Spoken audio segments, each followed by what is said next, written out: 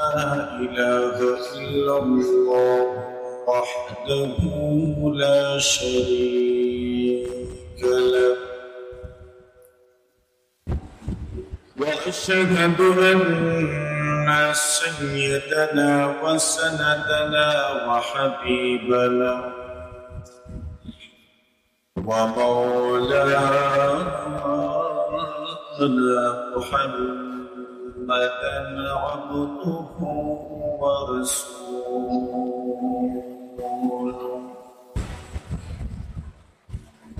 الذي أرسله الله تعالى إلى كافة الناس بشيرا ونذيرا وداعيا إلى الله بإذنه وسراجا منيرا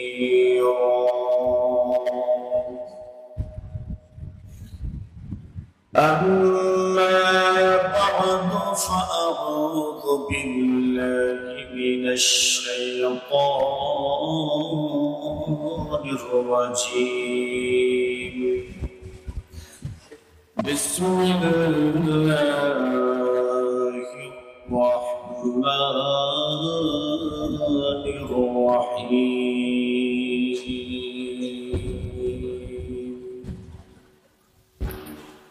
فاسألوا أهل الذكر إن كنتم لا تعلمون وقال رسول الله صلى الله عليه وسلم الناس معادن كمعادن الذهب والفضة خيارهم في الجاهلية خيارهم في الإسلام إذا فقهوا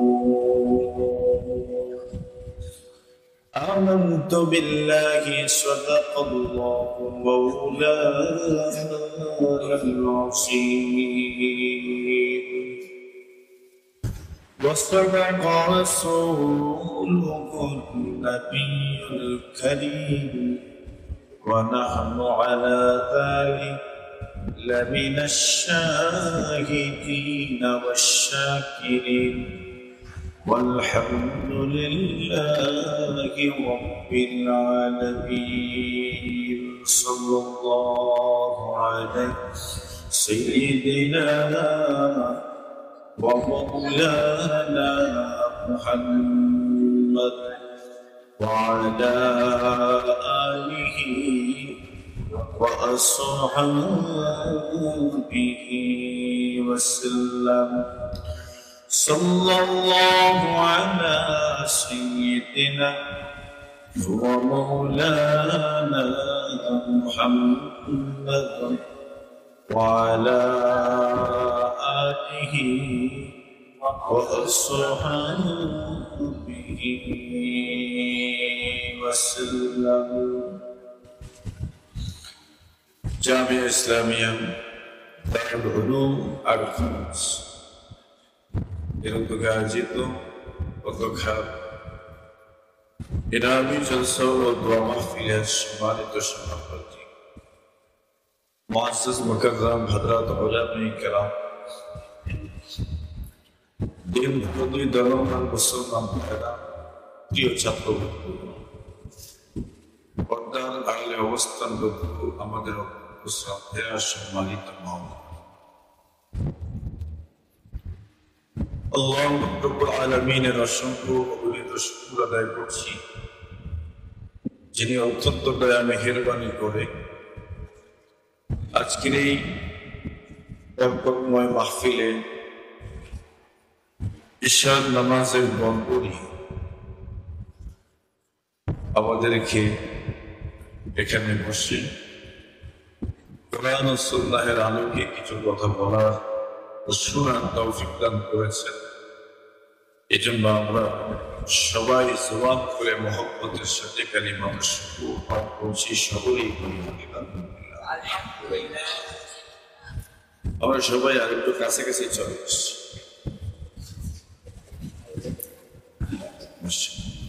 আইন সবাই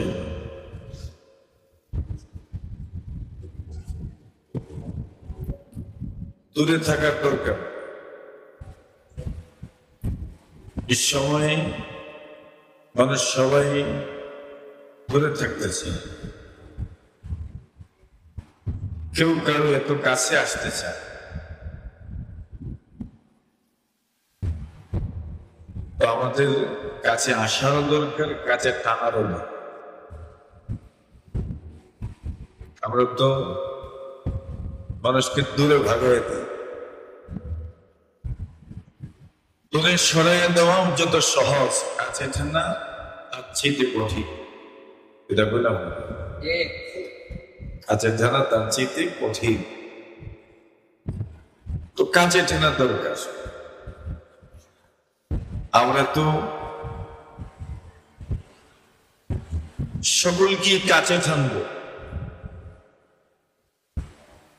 আল্লাহ তাআলা বলছেন, ওয়ালাউ কুনতা ফাদদান গালিযাল কলব লানফাদ্দু মিন হাওলিক।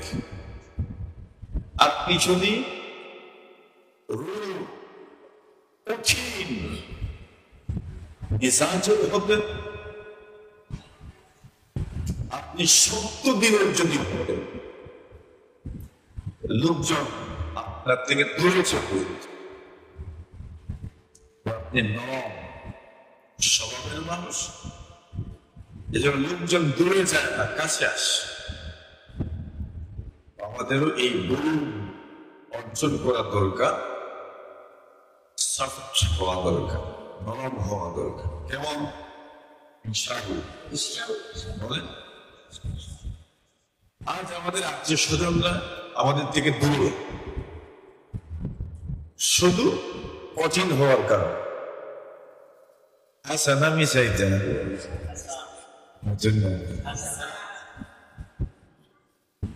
অনেক দূরে, যোজন দূরে চলে গেছে, শুধু মিজাজ হওয়ার কারণ। মিজাজকে শান্ত রাখা দরকার, দিল বড় করা দরকার, যেন মানুষকে কাছে টানা যায়।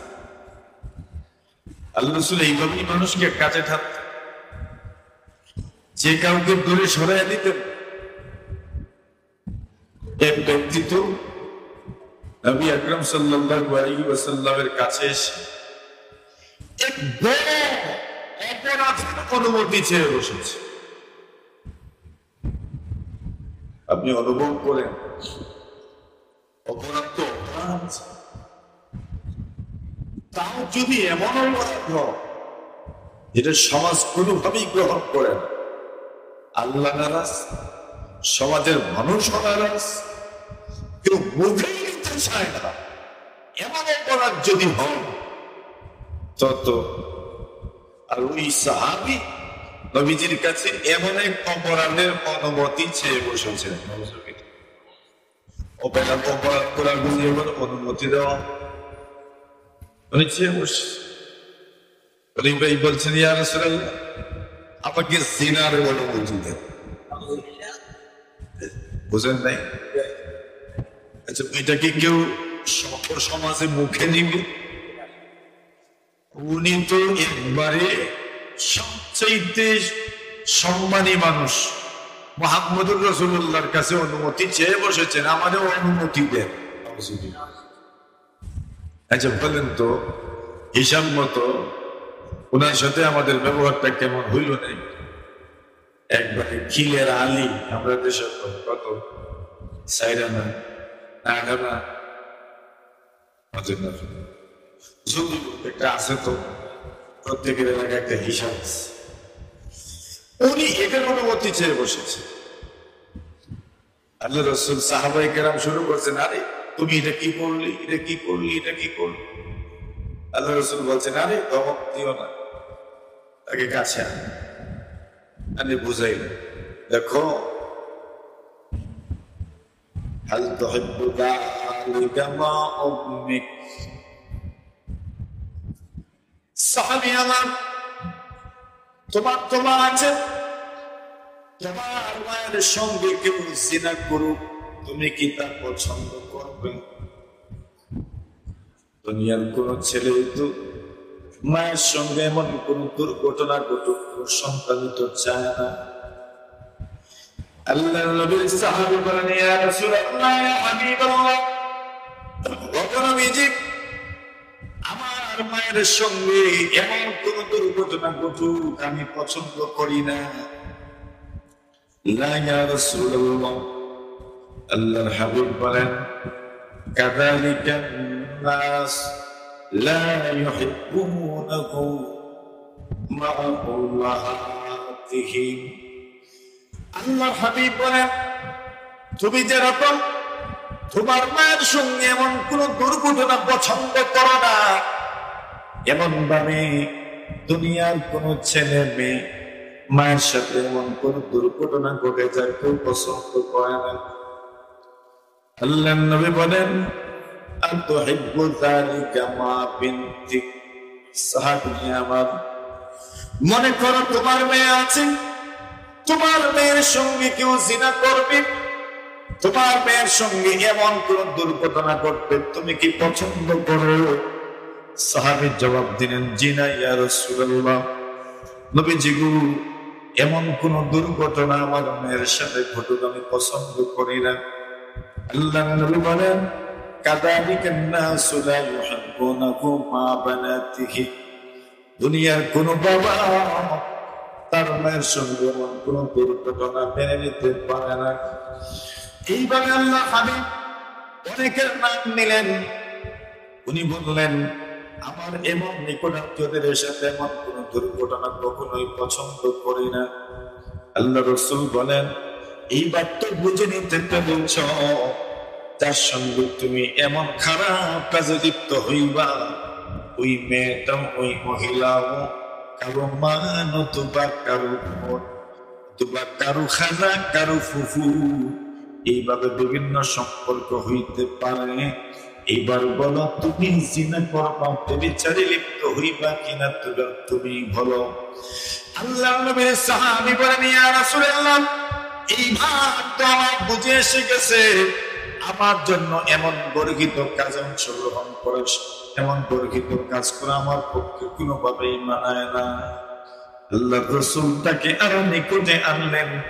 নিকটে না পয়গম্বর আলাইহিস সালাতু ওয়াসসালাম তার বুকের মধ্যে সিনার মধ্যে হাত দিলেন আর বললেন, আল্লাহুম্মা গফির যামবা, আল্লাহ তার গুনাহ মাফ করে দাও, ওয়া হাসসিন ফারজাহা, তাকে সতী সাধবী বানায়া দাও, তাকে পবিত্র বানায়া দাও, ওয়া তাহির কলবা, এবং তার অন্তরটাকে ধুয়ে ধোয়া অন্তর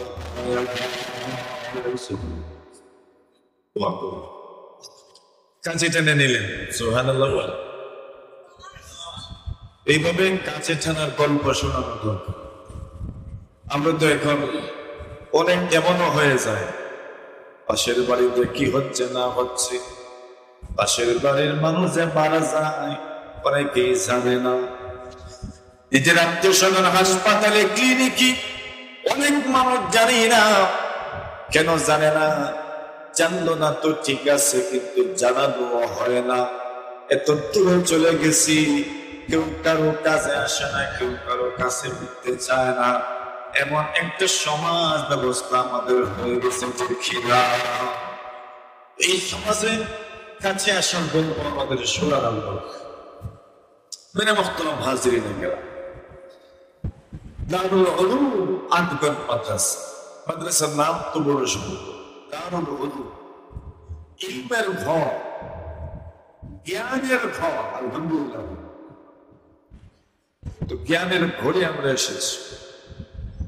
এই জ্ঞানের ঘর, যেখান থেকে জ্ঞান বিলি করা, যেখানে পড়া হয়, যেখানে পড়ানো। দেখেন, এই দুনিয়াতে সবচেয়ে দামি জিনিস ইলম। কি বলেন? সবচেয়ে দামি জিনিস কি?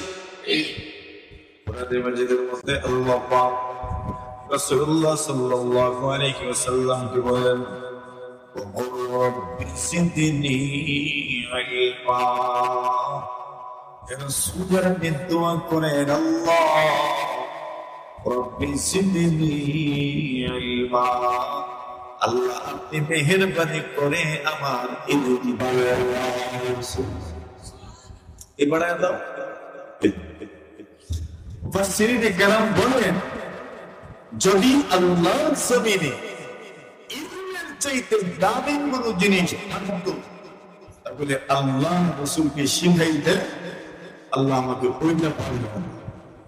ইলমের চাইতে দামি মহা মর্যাদা সম্পন্ন কিছু নাই, এই জন্য আল্লাহ শিখিয়েছেন রাসূলকে, বলুন আপনি রব্বি জিদনি ইলমা।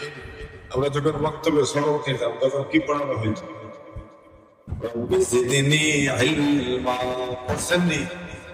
মনে আছে? সবার মুখস্থ আছে? রব্বি জিদনি ইলমা, আল্লাহ আমার ইলম পাঠান। তো এটাই সবচেয়ে দামি জিনিস। এটা নবী এটা বৃদ্ধির জন্য আল্লাহর কাছে দোয়া করেছে। কোরআনে মাজিদের মধ্যে এমন আর কোন জিনিস বৃদ্ধি করার জন্য আল্লাহ রাসূলকে দোয়া শিখিয়েছেন, একমাত্র ইলম বৃদ্ধি করার দোয়া আল্লাহ রাসূলকে শিখিয়েছেন। সুবহানাল্লাহ। রব্বি জিদনি ইলমা। আর কিছুই বৃদ্ধি করার দোয়া নবী করেন, এক দোয়া করেছেন, কিসের? সুবহানাল্লাহ। ইলম বৃদ্ধি করে। রব্বি জিদনি ইলমা। এই দুনিয়াতে সবচেয়ে দামি জিনিস ইলম। জনাবে রাসূলুল্লাহ সাল্লাল্লাহু আলাইহি ওয়াসাল্লাম আমাদেরকে শিখাচ্ছেন ইলম সবার আগে। ইলম বলেন, ইলম সবকিছু আগে। ইমাম বুখারী আলাইহি রাহমাতুল্লাহ বলেছেন,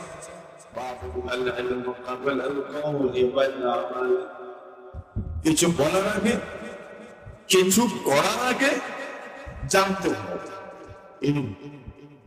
করার আগে বলার আগে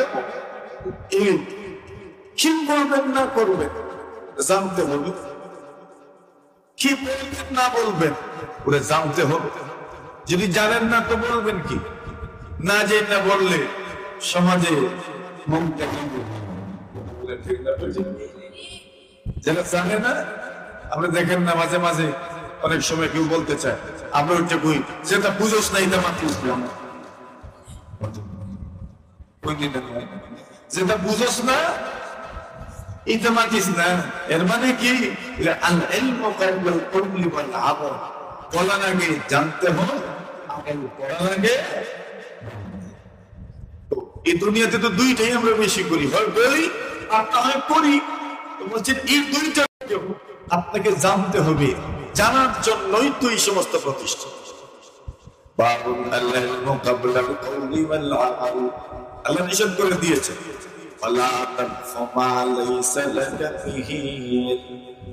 আল্লাহ বলেন যেই জিনিসের জ্ঞান নাই এমন কোন জিনিসের পিছনে পড়ে যায় না, এমন কোন জিনিসের পদাঙ্ক অনুসরণ করো না, এমন কোন জিনিসের পিছনে তুমি পড়ে যেও না।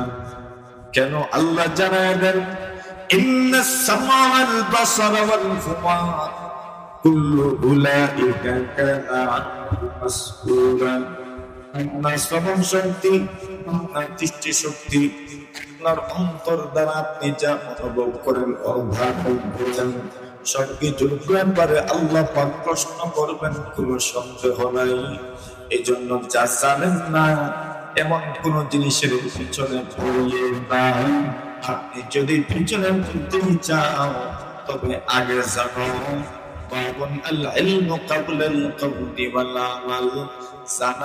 জানা আগে বলা পরে, জানা আগে বলা পরে। আগে জানবেন পরে বলবেন, আগে জানবেন আগে জানতে হবে। আগে কি জানতে, আগে ইলম অর্জন করে। এজন্য জানার দরকার। আপনারা আমরা দেখি না মাঝে মাঝে অনেক সময় অনেক মিসালে দুর্গন্ধে বসলে উঠিয়ে মানুষে করে হুজুররা কইছেন হুমছি, দেখছেন, মানে ওই মাহফিলে বিচারের মজলিসে বলছেন আপনারা হুজুরের মুখ থেকে আমরা শুনছি।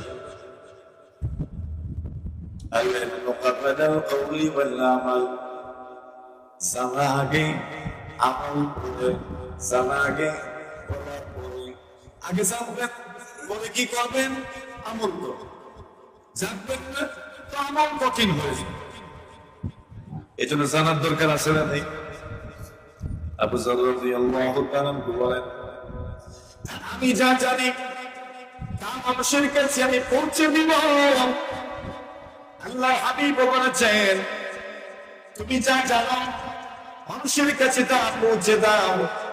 আল্লাহ রাসূল সাল্লাল্লাহু আলাইহি ওয়াসাল্লাম আল্লাহ পাক জানাতেন, নবীজি উম্মতের কাছে সবকিছু আপনি পৌঁছে দিয়ে আল্লাহ রাসূল নিজে বলেন, বাল্লিগু আন্নী ওয়ালাউ আয়া, আমার কাছ থেকে তোমরা যা শিখেছো, যা জেনেছো, এই কথাগুলো মানুষের কাছে পৌঁছে দাও।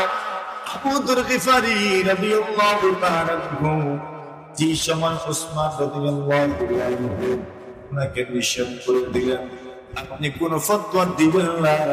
নবীর সাহাবী আবু যর গিফারি ফতোয়া দেওয়ার নিষেধ, এই ফতোয়া দিবেন না। কেন? ওনার অনেক ফতোয়া অনেকের বুঝে আসে না। বুঝে না আসার কারণে লোকজন ওই বিষয়গুলো নিয়ে বিভিন্ন ধরনের কথাবার্তা বলে। বিশেষ করে আবু যর গিফারির ফতোয়া ছিল, সামান্য পরিমাণ সোনার উপর যদি কারোর কাছে থাকে তবে তার জন্য ওই সোনার উপর তার কাছে জমা রাখা জায়েজ নয়। অথচ ফতোয়া এমন নয় 7.5 তোলা সোনা পর্যন্ত মানুষ যাকাত দিবে না, এরপরে যাকাত দিবে 52 তোলা রূপা পর্যন্ত তাকে যাকাত দিতে হবে না, এরপরে যাকাত দিবে। আল্লাহর হাবিবের সাহাবী উসমান, ওনার ফতোয়া হলো সামান্য পরিমাণ 1 গ্রাম, 2 গ্রাম, 3 গ্রাম, 1 তোলা, 2 তোলা, 3 তোলা, 1 ভরি, 2 ভরি, 3 ভরি সোনা যদি কারো কাছে থাকে, ওইটাও কোরআনে বর্ণিত নিষিদ্ধ কাজের অন্তর্ভুক্ত, পুঁজিবাদের অন্তর্ভুক্ত। আল্লাহ যার ব্যাপারে কঠিন শাস্তির ঘোষণা দিয়েছেন। এবার সমাজে তো বেশিরভাগ মানুষ গরিব থাকে, আর কিছু সংখ্যক মানুষ গরিব থাকে। এবার গরিবরা আবু যরের ফতোয়াকে পুঁজি বানাইয়া ধনীরারে নিয়া খাইয়ে খায়। এটা মাস দেয় সমাজে যে অনেক ফতোয়া নেই, অন্যের ব্যাপারে কত ধরনের কথা যারা বলে। বিশেষ করে গরিবরা খাইছে আবু যরের ফতোয়া পক্ষে, এখন ধনীরার ব্যাপারে যারা দেখে এর দিকে এইভাবে তাকায় বলে, দেখছো এই লোকটা দেয় না, এই জন্য জাহান্নামের আগুনে যাবে। ফতোয়া মতো ঠিক আছে, তা 7.5 তোলা সোনা হইয়ে তো আপনি যাকাত দিবেন, এটা কথার কথা। একটা মাসআলা হলো, উসমান রাদিয়াল্লাহু আনহু বললেন, এ আবু যর তুমি আর ফতোয়া দিবা না? আবু যর গিফারি উসমানের ফরমান মেনে নিলেন, ফতোয়া দিবেন না। ওই সময় উনি হজে গেছেন, মিনার ময়দানে উনি ফতোয়া দেওয়া শুরু করলেন। কেউ ওনাকে স্মরণ করে, আবু যর আপনার ব্যাপারে তো ফতোয়া দেওয়ার নিষেধাজ্ঞা জারি হয়েছে। আবু যর উসমান নিষেধ করেছেন আপনি ফতোয়া দিবেন না, কিন্তু আপনি মিনার ময়দানে মানুষের কাছে আপনি ফতোয়া দিচ্ছেন। আবু যর ওই সময় বলেছেন, আমি কেন ফতোয়া দিব না, কেন ফতোয়া দিব না? আমি নবীজির কাছ থেকে যা শুনেছি ওই কথাগুলো উম্মতের কাছে পৌঁছাতে পারবো যদি আমার কাছে মনে হয়।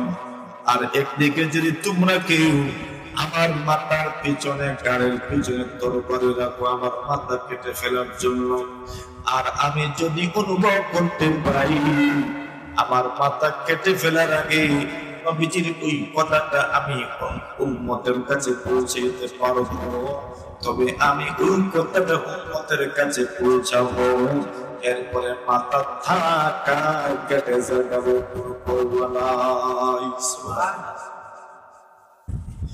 মানে জানার পরে ওইটা আপনি উম্মতের কাছে পৌঁছাবে। এই জন্য আগে জানা, আগে কি ভাই, আগে জানা।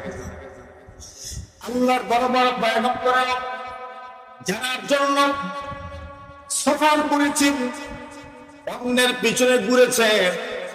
এই সমাজে জানার জন্য অন্যের পিছনে ঘোরার মতো মানুষ কয়জনই বা আছে? কয়জন মানুষ উম্মতের বড় বড় উলামায়ে কেরামের কাছে জানার জন্য যায়? জানার জন্য কেউ যায় না।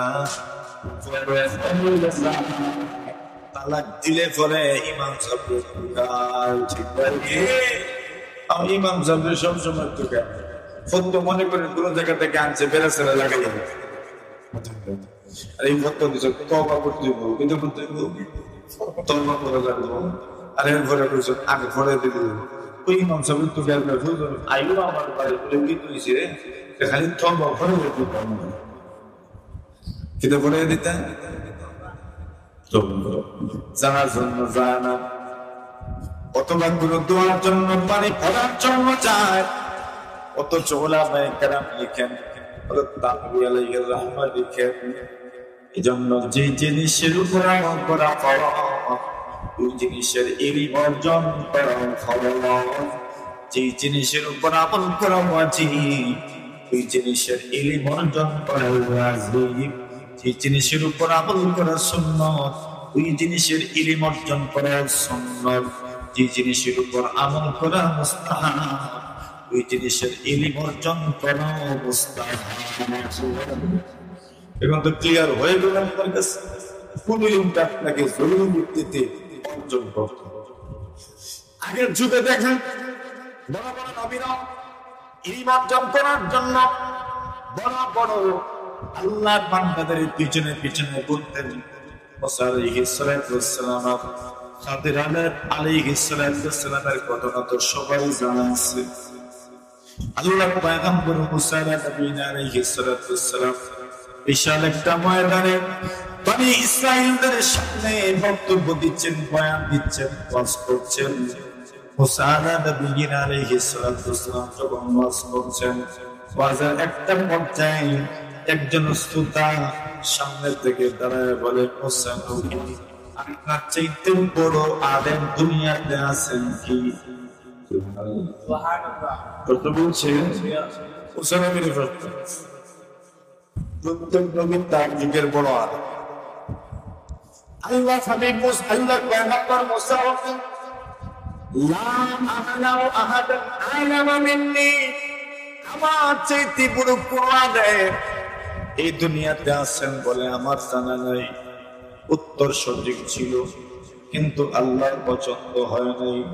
আল্লাহর পছন্দ ছিল উনি বলবেন আল্লাহ জানেন, আল্লাহ ভালো জানেন, সুবহানাল্লাহ, আল্লাহ ভালো জানেন। আর উনি এই কথা বলবেন, আল্লাহর উপর হাওয়ালা করে দিবেন, আল্লাহর জানা আছে আমার চেয়ে বড় কেউ আছে কিনা। কিন্তু উনি বাস্তবটা বললেন, আমার চেয়ে বড় আর কেউ নাই। আল্লাহ ওই কথার উপর ওনাকে পরীক্ষার সম্মুখীন করে দিলেন। আল্লাহ মুসা নবীকে ডাক দিয়ে বলেন, মুসা আলা আবুদনা খাদির, তুমি বলছো তোমার চাইতে বেশি জানতে পারে কেউ নাই। আমি আল্লাহ জবাব দিচ্ছি, তোমার চাইতে বেশি জানতে পারা আমার একজন বান্দা আছে, যার নাম হলো খিদির। যত দুজনের লাইন দিব, একজন এক লাইনে, আরেকজন আরেক লাইনে, কিন্তু দেখা দিলেন আপনি যা জানেন না এমন কিছু জানার মতো মানুষ এই দুনিয়াতে আছে।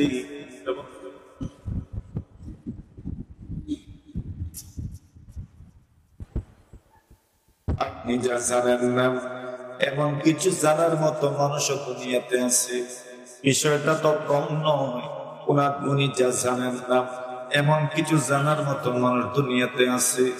আল্লাহর নবী মুসা কালিমুল্লাহ আলাইহিস সালাতু ওয়াস সালাম সাথে সাথে আল্লাহকে ডাক দিয়ে বলেন, আল্লাহ, যার কাছে এমন ইলম আছে যা আমার কাছে নাই, এবং ইলম অর্জন করবার আমার মনে চাই, এই মানুষটার সাথে কোথায় সাক্ষাৎ হবে যদি একটু বলে দিতে। বুঝলেন? ইলমের অভাব নাই, নবীন কিন্তু এতগুলো বলছেন, এত কিছু জানেন, এমন একজন মানুষের সাথে তো আমার সাক্ষাৎ করাই দরকার। কেন? আমি কিছু শিখতে পারবো। ওই মানুষটার কথা আছে,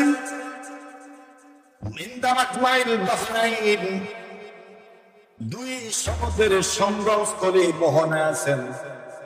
এই দুনিয়াতে বাংলাদেশেও দুই সাগর, দুই নদীর সংযোগস্থল আছে। আল্লাহ বলেন দুই সাগরের সংযোগস্থলে উনি বসবাস করেন। চিনব কেমনে? আল্লাহ বলেন তোমার জন্য পরিচয় দিলেন, মাছ সাথে করে নিয়ে যাইবেন। মুসা নবী আর ওনার খাদিম ইউশা বিন নুন আলাইহিস সালাতু ওয়াস সালাম দুজন রওনা। যাওয়ার পথে প্রতিমধ্যে ঘুম চলে আসলো। ঘুম যখন এসেছে, দুজন পাথর আল্লাহর নবী মুসা কালিমুল্লাহ আলাইহিস সালাতু ওয়াস সালাম পাথরে মাথা রেখে ঘুমায় পড়লেন।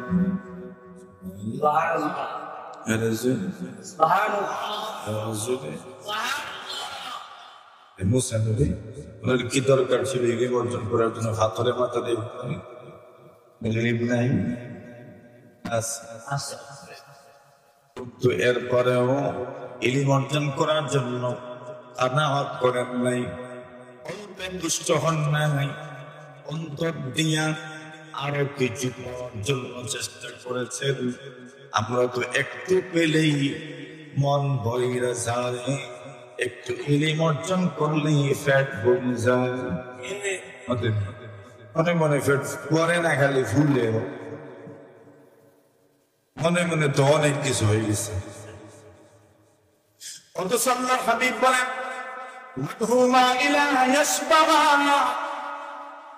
আল্লাহর হাবিব সাল্লাল্লাহু আলাইহি ওয়াসাল্লাম, এটা মারফু না মাওকুফ?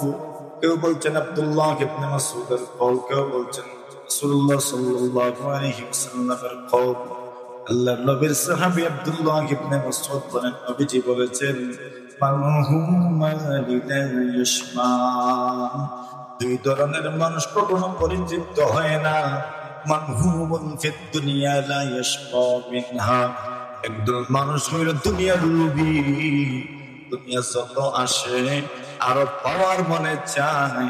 আর আরেক ধরনের লোভী হইল মানহুমুন ফিল ইলমি, ইলমের লোভী, যত ইলম অর্জন করে আরো অর্জন করবার মনে চায়। আছে না নাই? আমরা না, আমরা এর বিপরীত। একটু হয়ে গেলেই এটা মনে মনে আগার গতিও পাল্টে যায়, ডিজাইন সব পাল্টে যায়, অবস্থা দেখতে বোঝা যায় পড়া।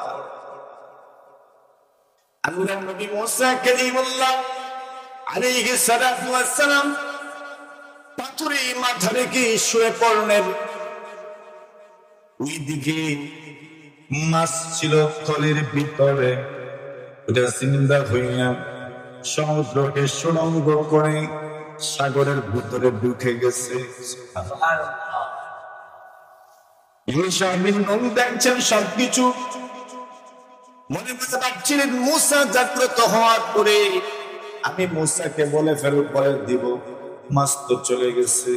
কিন্তু জাগ্রত হওয়ার পরে মুসা নবী বলেন চলো ভাই সফর শুরু করি। খাদিমা বললেন জিহাদ, চলেন সফর শুরু করি।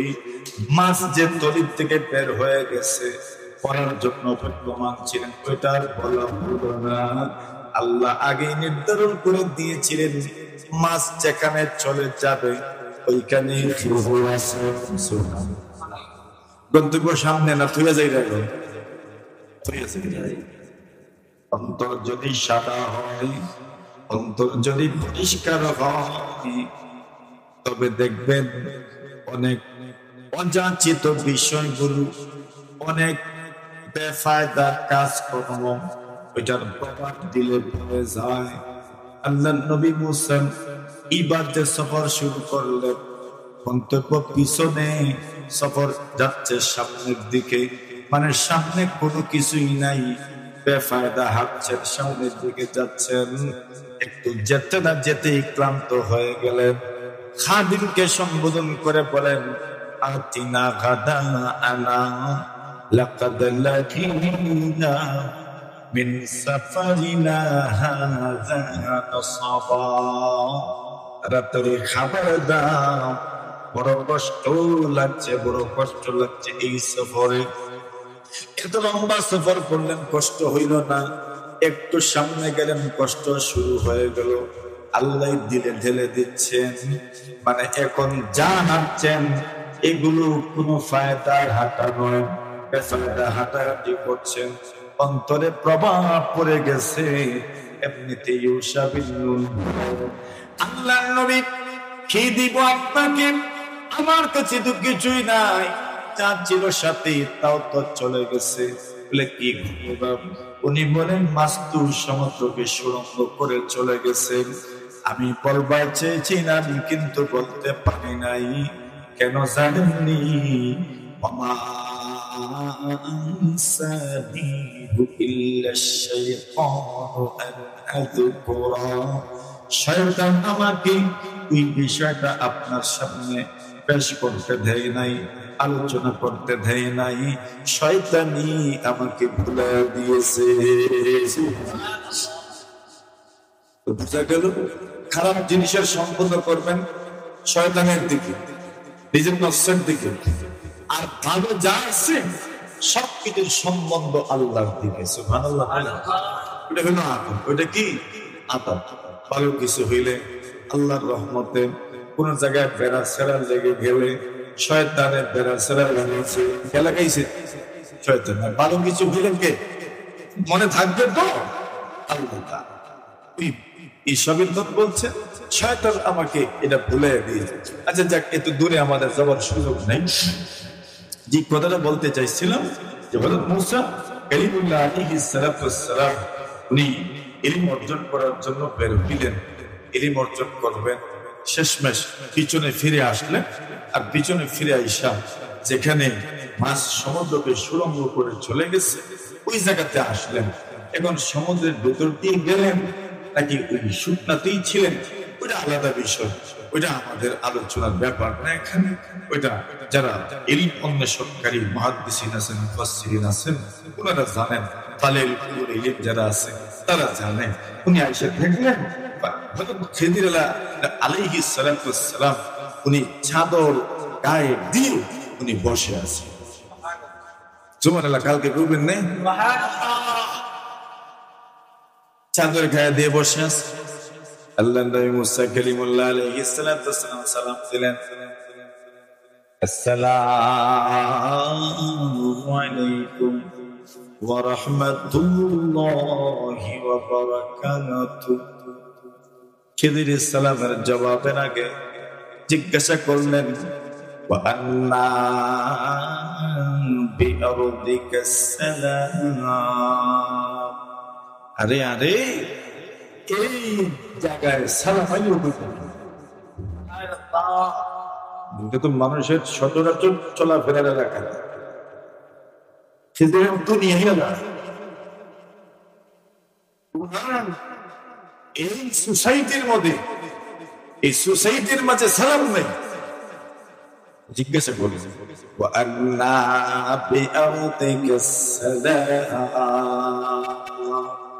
সালাম বলতে গেল জবাব দিলেন, ওয়ালাইকুম আসসালাম ওয়া রাহমাতুল্লাহি ওয়া বারাকাতুহু। সালামের জবাব দিলেন। এইবার খিজির প্রশ্ন করলেন, আন্না বিআরদিকা সালাম, সালাম কোন জায়গা থেকে আসলো? উনি জবাব দিলেন, আনা মূসা, আমি হইলাম মূসা।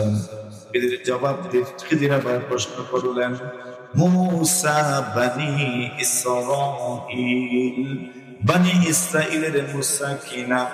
উনি বললেন, জি বনি ইসরাঈলের মূসা। সুবহানাল্লাহ। এবার বরখাস্ত পেশ করুন, হাল আত্তাবিউকা আলা তুআল্লিমানি মিম্মা রুশদা।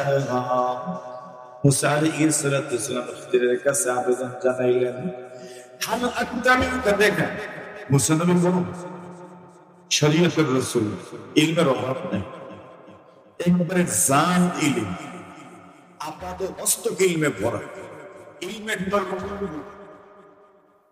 এমন আলেম। কিন্তু খিজির আলাইহিস সালামকে বলছেন, হাল আক্তামিউকা, আমি কি মেহেরবানি করেন আপনার কাছে লাগতে পারি, আপনার অনুসরণ করতে পারি, আপনার পিছনে পিছনে কি আমি আসতে পারি? আলা আন তুআল্লিমানি মিম্মা উল্লিমতা রুশদা, আল্লাহ আপনাকে যা দিয়েছেন ইলম, এখান থেকে আপনি আমাকে শিখাবেন, এই জন্য শিখার জন্য কি আমি আপনার সাথে আসতে পারি? দেখছেন ইলম অর্জনের তরফটা।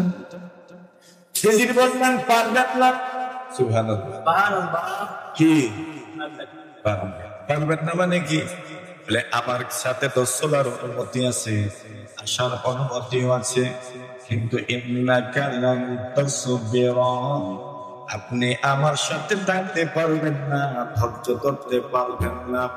কেন? আপনি এক জাতের ইলমওয়ালা, আমি আর এক জাতের ইলমওয়ালা। আপনি শরীয়তের ইলমওয়ালা, আর আমার কাছে অনেক ইলম আছে যেটা আপনার আকল জ্ঞান বিবেক কিছুতেই ধরবে না। এটা আল্লাহ আমাকে জানায় দিয়েছেন, গায়বের অনেক বিষয় যা আপনিও জানেন না, আল্লাহ আমাকে জানায় দিয়েছেন, ওইটা সহজে বুঝেন। আরবিতে বললে তো তাকবীরি ইলম আমরা বলতাম, এটা বুঝবেন না, এই জন্য বুঝায় দিলাম।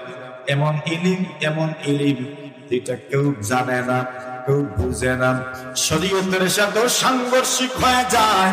কেন? এমন ইলম যেটার মূল হকিকত, মূল বাস্তবতা আল্লাহ ছাড়া আর কেউ জানে না, ওইটা আল্লাহ আমাকে দিয়েছেন। এবার আমি যখন কোনো কিছু করব, আপনার শরীয়ত ওইটার অনুমতি দেয় না, আপনি আমাকে ডাকবেন, বকা দিবেন, প্রশ্ন করে বসবেন, নাকি নিয়ে আমার চলা হবে না। কেন? সফরের হালতে দুইজন যদি এক মিজাজে না, তবে চলাফেরা হয়ে যায়, ঠিক কিনা? এজন্য বললেন, আমার এই লম্বা সফরে আপনি আমার সাথী হবেন কিভাবে? কেন? আপনি শরীয়তের আলেম, আর শরীয়তের নবী, আমি তাকবীরের একজন মানুষ। বিদায় আমার ইলম আর আপনার ইলমের মধ্যে বৈপরীত্য আছে, মিলবে না, মিলবে না, মিলবে না। এই জন্য আপনি আমার সাথে থাকেন না। মুসা নবী বলেন, একবার সুযোগ দিয়ে দেখেন না, আমি সর্বোচ্চ ভালো চেষ্টা করব যেন কোনো ধরনের অসংলগ্নতা না হয়, আমি চেষ্টা করব। খিজির শর্ত দিলেন, থাকতে পারবেন, তবে শর্ত হইল কোন প্রশ্ন আপনি আমাকে করতে পারবেন না। সফর শুরু হইল, ওইদিকে আমরা এখন কি বুঝলেন? যে এত ব্রতী মহারথীরা করছেন ইলম অর্জনের জন্য একজন আরেকজনের পিছনে পিছনে ঘোরাঘুরি করেছেন, আর ফুল উনারা হই ইলম অর্জন আল্লাহ আগে বলা পরে আমল ফালাম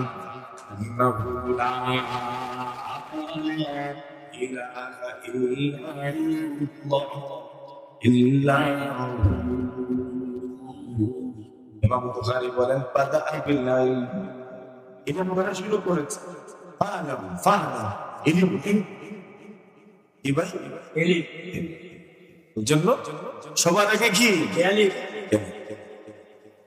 তুমি কিভাবে অর্জন করবে?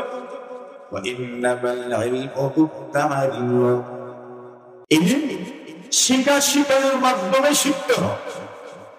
কি শেখার মাধ্যমে শিখতে হয়। আপনার মা পাবে ফেলাই নিয়ে দিয়েছেন খুব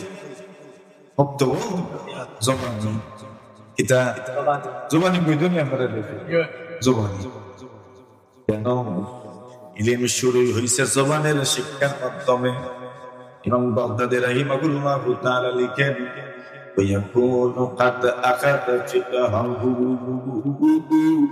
من أفواه العلماء لا من الصحف খতিব বাগদাদি লেখেন কোন ইলম গ্রহণযোগ্য বলে ইলমের মধ্যে গ্রহণযোগ্য ইলম হইল ويكون قد أخذ فقهه من أفواه العلماء উলামায়ে কেরামের সামনে বসে যা শিখেছে সেটাই গ্রহণযোগ্য লা মিনাস সুহুফ শুধু বই পুস্তক থেকে শিখেছেন ওইটা গ্রহণযোগ্য না গ্রহণযোগ্য কোনটা যেটা আপনি শিক্ষকের সামনে বসে শিখেছেন সুবহানাল্লাহ সুবহানাল্লাহ যেমন বুখারী লেখেন ইন্নামাল ইলমু বিত-তা'লিফ বলছেন ইলম শিখতে হয় কারোর সামনে বসে শিখতে হয় দেখেন আমাদের বুজুর্গরা সব বলে গেছে আমির সাহেব রাহিমাহুল্লাহ রহমাতুল্লাহ হাদিস বয়ান করেছে আমির সাহেব রাহিমাহুল্লাহ আব্দুল্লাহ ইবনে মাসউদ রাদিয়াল্লাহু আনহু সাকৃতির শেখ আমির স্বামী উনি সামনে বলছেন দেখ ভাই আতাইনাকা বিগাইরি শাইইন এই হাদিস তুমি শিখেছো কোনো বিনিময় ছাড়া আমি তোমাকে শিখিয়ে দিলাম অথচ وكان يركب فيما دونها إلى المدينة অথচ আগের যুগে এর চাইতে আরো ছোট হাদিস অর্জন করার জন্য কুফা থেকে মদিনায় সফর করে যাওয়া কুফা থেকে মদিনা এটা প্রায় 1 মাসের দূরত্ব ওই সময়ের হিসাবে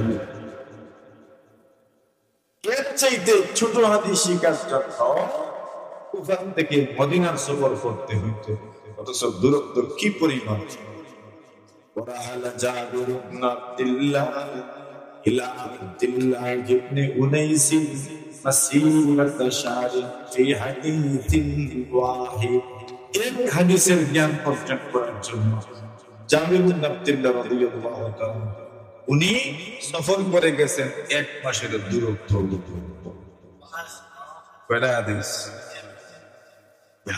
এক হাদিস আব্দুল্লাহ ইবনে মাসউদ রাদিয়াল্লাহু আব্দুল্লাহ ইবনে আব্বাস রাদিয়াল্লাহু তাআলা বলেন আল্লাহর হাবিব বিশ্বনবী মুহাম্মদুর রাসূলুল্লাহ সাল্লাল্লাহু আলাইহি ওয়াসাল্লামের যে সময় ইন্তেকাল হয়ে গেল উনি তো তখন ছোট মানুষ সবেমাত্র বায়ু হয়েছে একদম ছোট মানুষ আব্দুল্লাহ ইবনে আব্বাস বলেন আমি আমার সাথী সঙ্গীদেরকে বললাম চলো নবীজির বড় বড় সাহাবীরা এখনো জীবিত আছেন তাদের কাছে যাই আর তাদের কাছে গিয়া ইলম অর্জন করি এই দাঁড়িয়ে সেখানে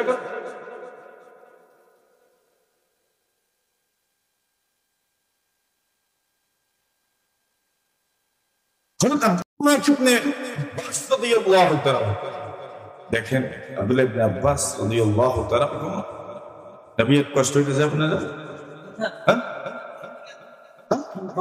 না বেশি সময় তো অবশ্যই না তো কয়েকটা মিনিট হবে আব্দুল্লাহ ইবনে আব্বাস রাদিয়াল্লাহু তাআলা রাসূলের বড় প্রিয় ছিলেন একে তো চাচাতো ভাই না আব্দুল্লাহ ইবনে আব্বাস রাদিয়াল্লাহু তাআলা আল্লাহ রাসূল একদিন পেশাব করার জন্য গেছে আমাদের ছাত্ররা যেভাবে পানি লইয়া যায় পিছনে পিছনে এখন তো মনে করেন পানি আছে টেকা লইয়া যাইতে দরকার আগে তো মনে করেন বাথরুমগুলোতে পানি থাকতো বা আমরা মনে করেন আমাদের এলাকার মসজিদে মুরব্বী বসেছেন বা মুরব্বী কেউ আসছে আমরা ছোটবেলার কথা বলছি আমরা নিজে নিয়ে আমরা মুরব্বীরারে পানি দিতাম মনে আছে না আপনার মনে আছে ওইটার নাম হলো হাদব এর নাম কি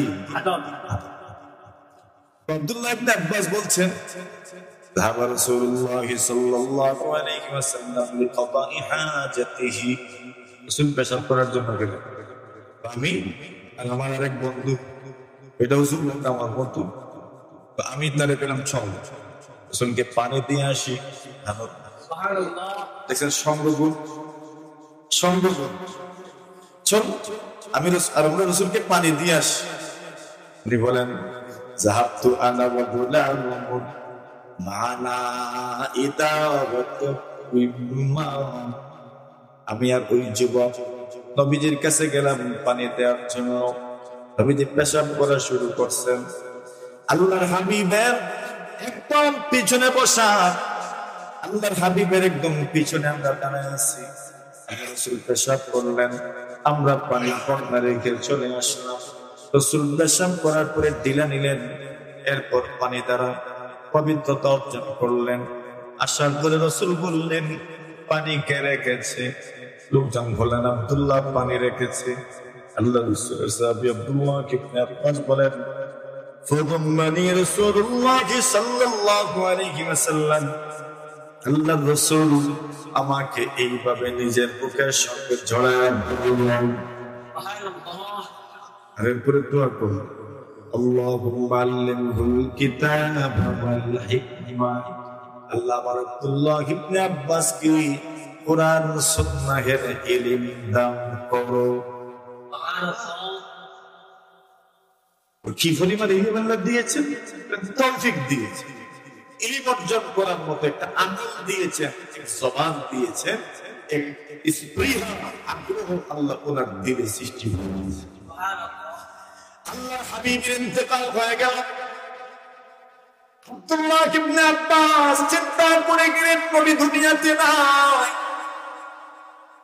নবীজি দুনিয়াতে নাই, ইলমের প্রদীপ নেমে গেছে, কিন্তু নবীজির সান্নিধ্যে তো বেঁচে আছেন আবু বকর, ওমর, ওসমান, আলী, আব্দুর রহমান ইবনে আওফ, সাদ ইবনে আবি ওয়াক্কাস, কিবারের সাহাবা, ওনারা তো জীবিত আছেন। ওনাদের কাছে যাই গিয়ে ইলম অর্জন করি। ওনার বন্ধু বান্ধবদেরকে বললেন, সমবয়সীদেরকে বললেন, চলো আল্লাহ রাসূলের বড় বড় সাহাবীরা জীবিত আছেন, আপনার তাদের কাছে যাই গিয়ে ইলম অর্জন করি। ওনার সাথে সঙ্গীরা বলল, মাথার দোষে ধরছে তোমার? বললেন, কেন মাথার দোষে ধরবো? ওরা বলেন, তোমার কি মনে হয় এত বড় বড় সাহাবীরা থাকতে তোমার কাছে আমার কাছে মানুষ আসবে ইলম অর্জন করার জন্য?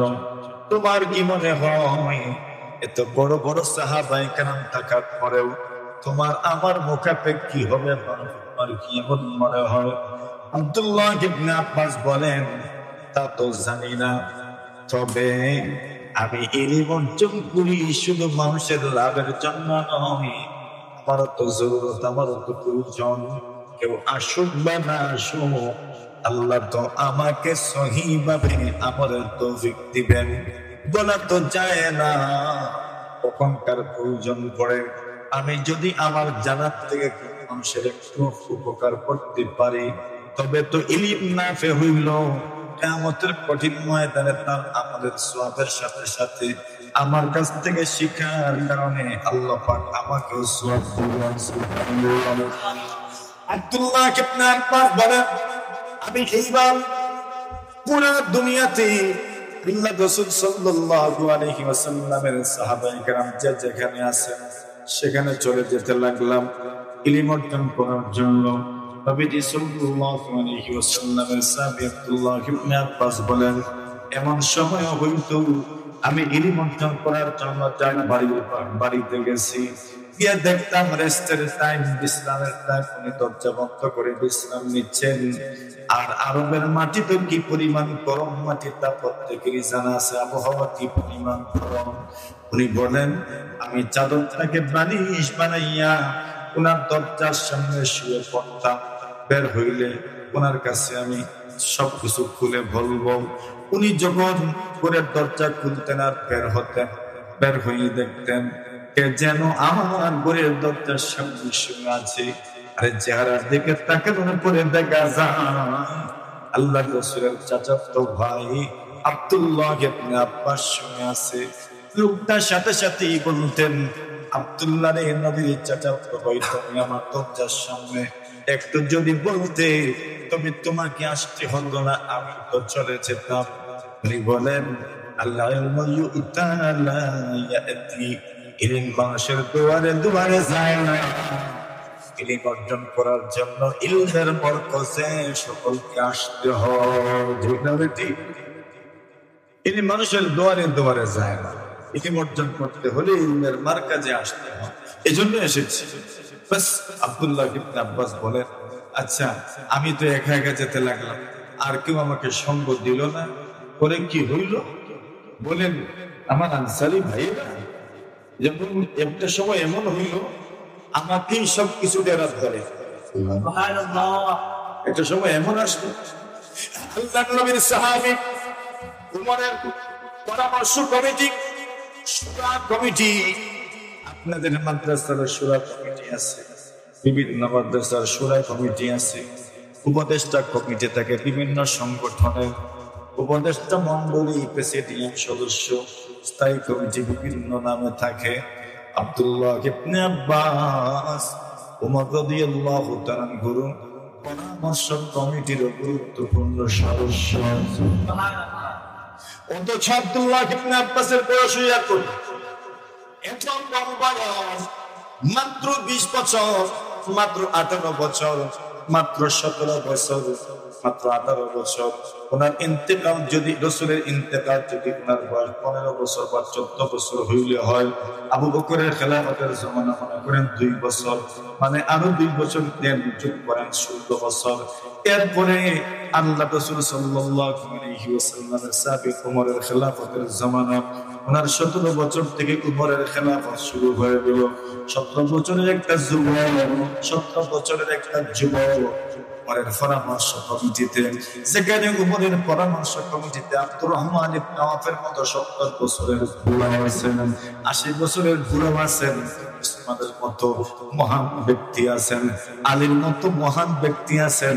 এত বড় বড় ব্যক্তিত্ব থাকার পরেও 17 বছরের একটা যুবক হযরত উমরের পরামর্শ কমিটিতে আব্দুর রহমান ইবনে আওফ বলেন, কিছু বুঝে আসে না, আমাদের হাতুল বংশের একটা ছেলেকে আমাদের সাথে উমর কেন বসান? সুবহানাল্লাহ। চিন্তা করলেন জব্দ দেওয়া লাগবে, এটা প্রশ্ন আয়না দেবেন, কিন্তু কম বয়সের একটা ছেলে কেন জব দিছে?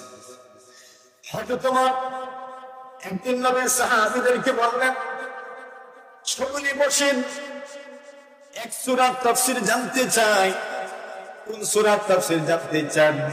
ইযা জাআ নাসরুল্লাহি ওয়াল ফাতহ ওয়া রাআইতান নাস ইয়াদখুলুনা ফি দীনিল্লাহি আফওয়াজা ফাসাব্বিহ বিহামদি রাব্বিকা ওয়াস্তাগফির ইন্নাহু কানা তাওয়াবা। প্রশ্ন করলেন, এই আয়াত সূরাতে আল্লাহ কি বুঝিয়েছেন? সকলে বিভিন্ন অর্থ বললেন, কেউ বললেন জানি না, কেউ বললেন জানি না।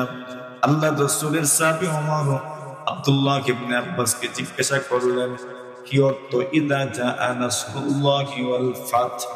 জবাব দিলেন, যালিকা আজালু রাসূলিল্লাহি সাল্লাল্লাহু আলাইহি ওয়াসাল্লাম।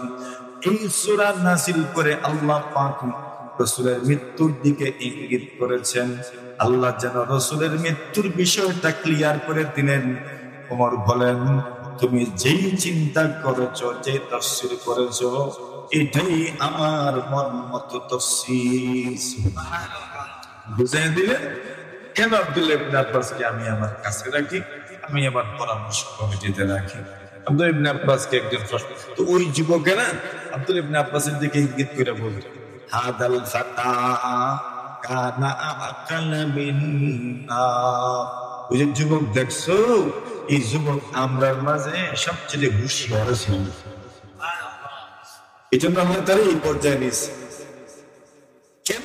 সে বুঝেছে ইলমের প্রয়োজন পড়বে, এজন্য সে মাথা ভাঙ্গা ইলম অর্জন করেছে। আর আজ তো বাস্তবই সবাই এখন আব্দুল্লাহ ইবনে আব্বাস ছাড়া বুঝে না। সুবহানাল্লাহ। হাদাল ফাতা কানা আকাল মিন্না।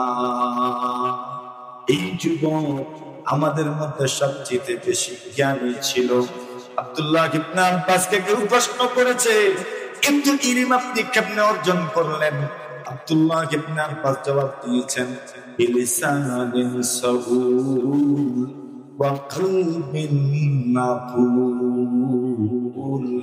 আমার জবান বেশি বেশি প্রশ্ন করতো, একটা লুবি জবান ছিল আমার, জানার জন্য সবসময় লুবি থাকতো।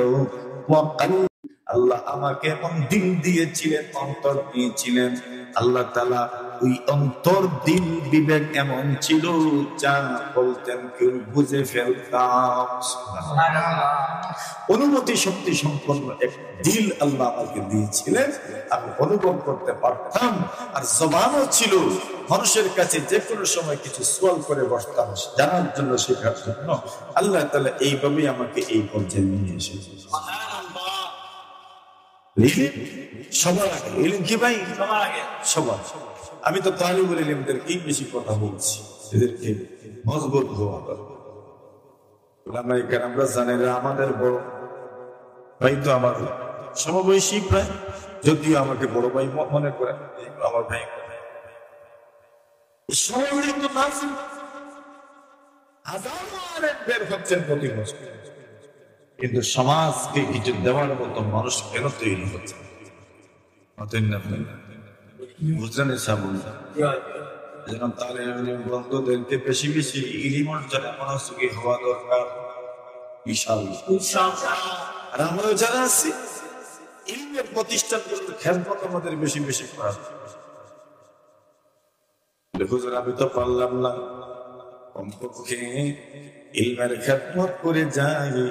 কিয়ামতের কঠিন ময়দানে আল্লাহ যখন প্রশ্ন করবেন কি নিয়ে এসেছো, আর কিছু বলতে পারি আর না পারি, বলতে তো পারবো আটগঞ্জ মাদ্রাসার সম্পর্ক ছিল, যারা হাফিজ হইছে এদের পিছনে আমারও মেহনত আছে।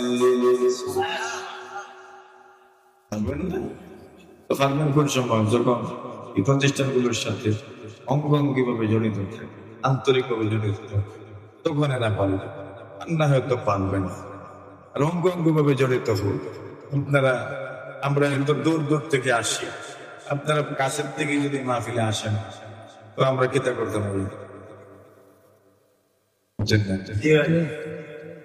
আর পরের দিন মানুষ ওইটা কইব, এই বরবাদ মানুষ হয়েছে, তুমি কই আসলে,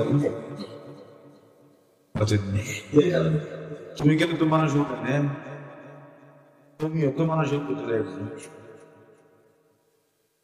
জমি আইলে না। ওই মজলিসগুলো আমরা এখন ত্যাগ করে ফেলছি। আচ্ছা বলেন, এখন আমরা যদি মাদ্রাসায় যাই না, মক্তব্য শিখছি, এরপরে আমার আপনার দিন শিখার একদম ঠিক করে আর তো একদম নাই। আর দাওয়াত তাবলীগের মেহনত আছে, তাহলিমে বসে আর মেহনত আছে, এছাড়া কি আছে ব্যবস্থা? এই মাহফিল গুলোকে কেন আমরা কদর করব? আপনাকে তো মনে হচ্ছে না পাশের গ্রামে মাঝে যাওয়ার জন্য, যাই কেন, অসুবিধা নাই, আপনার গ্রামের মাঝে তো থাকার দরকার। আপনি যদি আপনার গ্রামের মাঝে থাকেন না, তো পরের দিন আপনি কইতেন এই বলবো সেই জন্য তুমি আসলে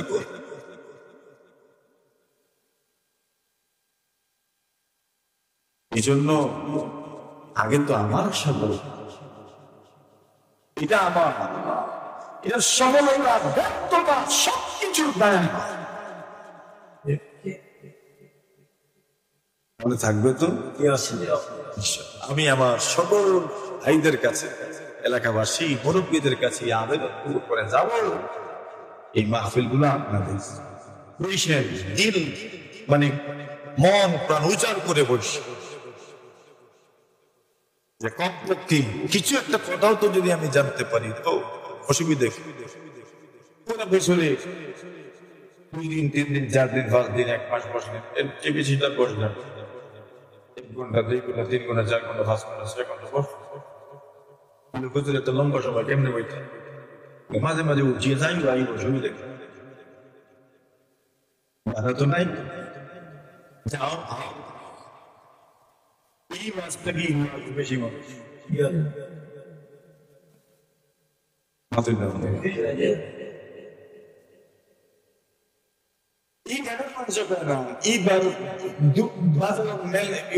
মেলা যে তো মানুষ হয়েছিল, সমস্যার সমাধান হয়ে যায় বলে মেলা নেই কথার বাড়াই না। এই প্রতিষ্ঠান আপনাদের, এই মাদ্রাসা আপনাদের, কদর করবেন, মাদ্রাসার সবকিছুর ব্যবস্থা করে দিবেন ইনশাআল্লাহ।